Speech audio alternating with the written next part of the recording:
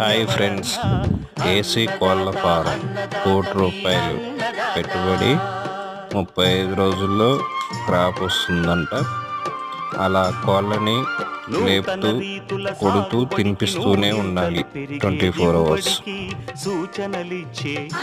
మంచి ప్రాఫిట్ ఉన్న బిజినెస్ అంట. పోషణకి శాస్త్ర విజ్ఞానం అందించి ముందుకు నడిపే తెలుగు రైతు భారతదేశానికి మకుటం అయ్యేలా తీర్చిదిద్దే ఆశయంతో మేము మేలు కొలిపేది అన్నదాత అన్నదాత అన్నదాత మీ అన్నదాత అన్నదాత అన్నదాత మీ అన్నదాత.